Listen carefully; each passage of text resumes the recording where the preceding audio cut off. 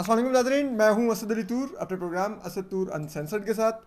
آج آپ کو معلوم ہے کل اسلام آباد ہائی کورٹ نے آرڈر کیا تھا کہ جو بلوچ طلباء جنہوں نے حفیظ بلوچ کی رہائی کے لیے اسلام آباد میں دھرنا دے رکھا تھا اور یونیورسٹیز میں بلوچ طلباء کی پروفائلنگ بھی ختم کرنے کا مطالبہ کر رہے تھے، اس پر آج اسلام آباد ہائی کورٹ کے حکم پر آج وزیر داخلہ شیخ رشید نے ملاقات کی ہے بلوچ طلباء سے.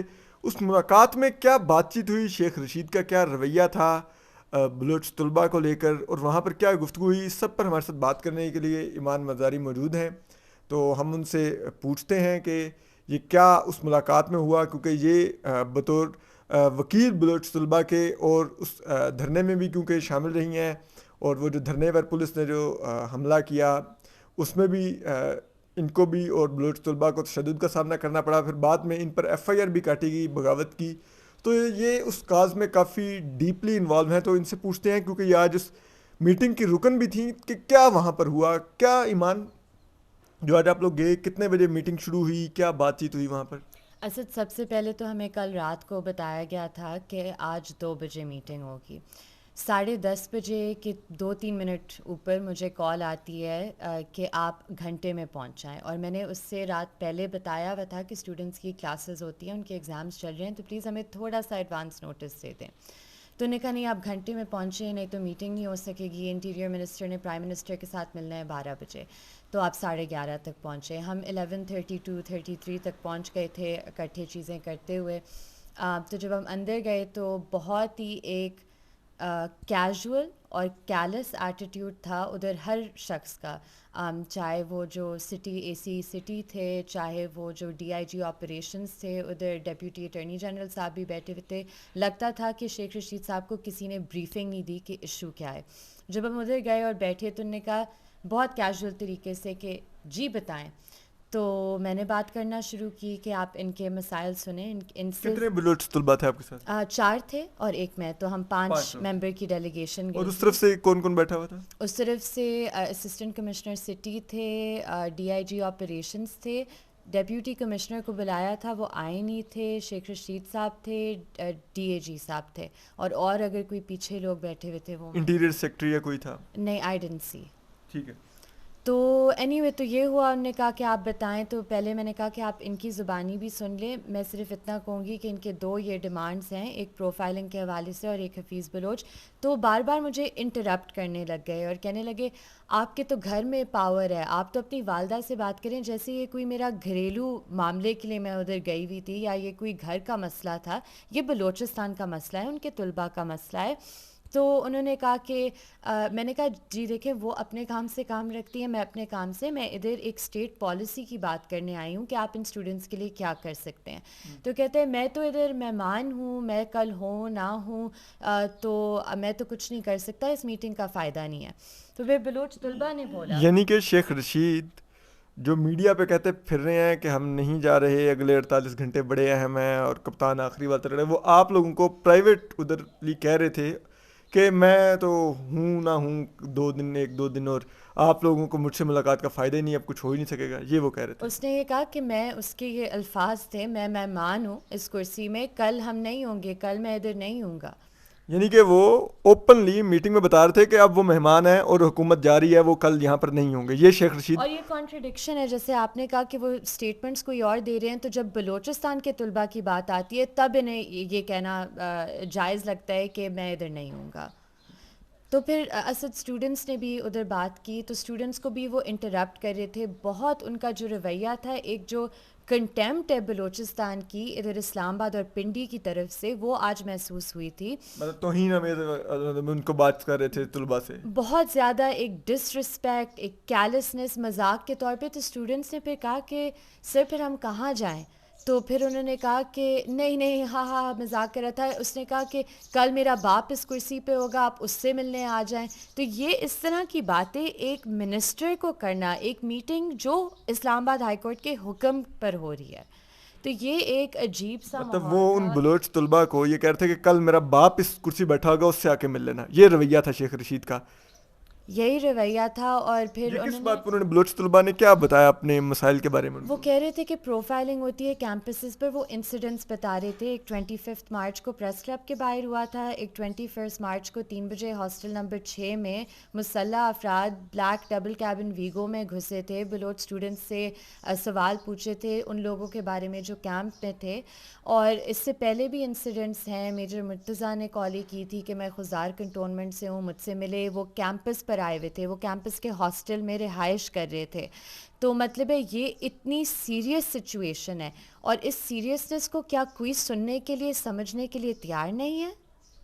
اور بات یہ ہے, اگر آپ مجھے اس پہ زیادہ بہتر بتا سکیں کہ جو بھی ہے وہ اس وقت آج کے دن تک تو کم از کم ملک کے وزیر داخلہ ہیں, وہ کوئی ادھر آپ کے بیٹھے ہوئے کسی ادارے سے انہوں نے رابطہ کرنے کی کوشش کی ہو کہ یہ کیا ہو رہا ہے, یا انہوں نے کوئی ڈائریکشن دینے کی کوشش کی ہو اپنے اسٹاف کو کہ رابطہ کریں, بات کریں یا میرا میسج کنوے کریں, کچھ ایسا کیا انہوں نے؟ اس طرح کیا تھا کہ ہم نے رائٹنگ میں کمپلینٹس اور اپلیکیشنز ڈاکیومنٹس ہم دی تھی. تو پہلے تو وہ جو ہمارے کوئی ڈاکیومنٹس تھے وہ لے بھی نہیں رہے تھے. انہوں نے کہا نہیں یہ میرا کام نہیں ہے.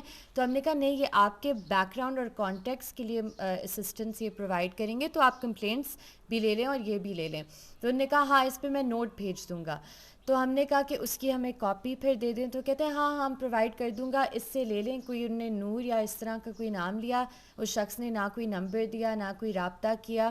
تو ہمیں بیسکلی انہوں نے کہا کہ میں یہ بھیج دوں گا, میں آج ہی بھیج دوں گا, لیکن بتایا نہیں کسے بھیج رہے ہیں, کیا وہ ڈیمانڈ کر رہے ہیں. تو جب ہم نے کہا کہ حفیظ بلوچ پہ ایک جھوٹا CTD کا پرچہ کاٹا گیا ہے ابھی ایز این آفٹر تھاٹ جبری گمشدگی کو چھپانے کے لیے, تو وہ کہتے ہیں کہ نہیں جی دیکھیں CTD تو میرے جورسڈکشن میں نہیں آتی. تو ہم نے کہا چلیں آپ پوچھ تو سکتے ہیں ان سے, آپ ٹیکنیکلی تو یہ انٹیریئر کے تحت ہی سب کچھ آتا ہے, لیکن آپ پوچھ تو سکتے ہیں ان سے کہ کیا یہ FIR بعد میں درج ہوئی, کیا یہ اصل میں جو مواد وہ کہہ رہے ہیں اس میں ڈالا ہوا ہے, کیا یہ سچ ہے, درست ہے, یہ کیا سچویشن ہے.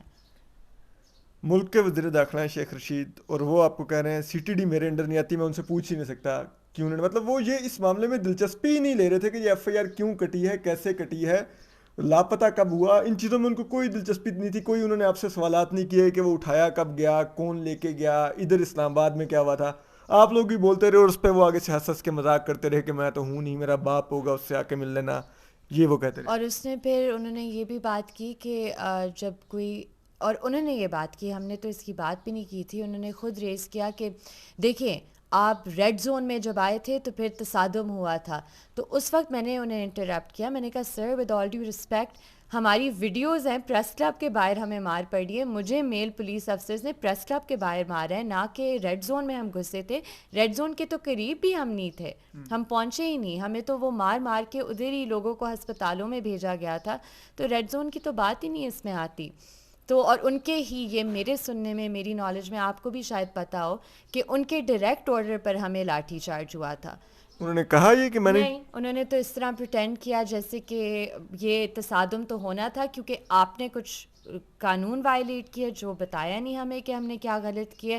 اور پھر اس کے بعد وہ ہمیں کہہ رہے ہیں, اس وائلنس کی جسٹیفیکیشن دے رہے ہیں. تو یہ تو مجھے پرسنلی بات آج کنفرم ہو گئی ہے کہ ان کے آرڈر پر ہی ہوا تھا. اور بات یہ ہے کہ عدالت میں آ کر یہ انتظامیہ اس تشدد کو جسٹیفائی کرنے کی بجائے معافی مانگتی ہے کہ ہم سے غلطی ہوئی, اور شیخ رشید بیٹھے اپنے دفتر میں ملک کے وزیر داخلہ جسٹیفائی کر رہے ہیں کہ صحیح مارا ہم نے بلوچستان کے طلبہ کو اسلام آباد میں. تو پھر عدالت میں بھی جا کے چیف جسٹس کے آگے اس کو جسٹیفائی کریں پھر کہ ہم نے ٹھیک مارا ہے ان کو, یہ مار کھانے کی قابل تھے, کچھ تو پھر کریں پھر.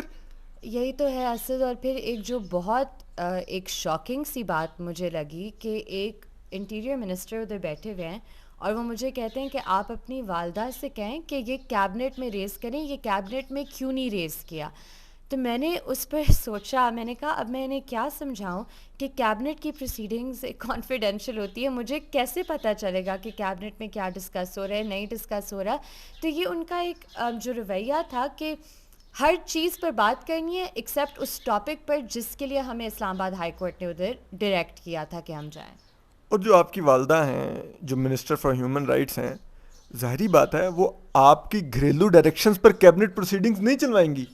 مطلب دس از سم تھنگ ریڈیکولس, جو اگر ملک کے انٹیریئر منسٹر جو آپ بتا رہی ہیں جو چیزیں آپ سے کہتے رہے, اور اسلام آباد ہائی کورٹ نے آپ کو ان کے پاس بھیجا ہے کہ وہ بطور انٹیریئر منسٹر اس ایشو کو ایڈریس کریں اور اس کو کیبنٹ میں لے کے جائیں، جبکہ جن کے پاس بھیجا ہے اسلام آباد ہائی کورٹ نے وہ آپ کو کہہ رہے ہیں نہیں، آپ اپنے گھر دیں اور اپنی والدہ سے کہیں کہ وہ جا کے ریز کر لیں. یہ ان کا رویہ تھا. اور اصل جب ہم ادھر سے باہر نکلے ہیں، جس بات پہ اصل مجھے بہت دکھ محسوس ہوا ہے کہ ہم باہر نکلے ہیں، تو مجھے تو ظاہری سی بات ہے میں شوق میں تھی، مجھے غصہ تھا کہ یہ کیا ہوا ہے ان بچوں کے ساتھ، میری آنکھوں کے سامنے ان کے ساتھ جو ہو رہا ہے پچھلے مہینے سے.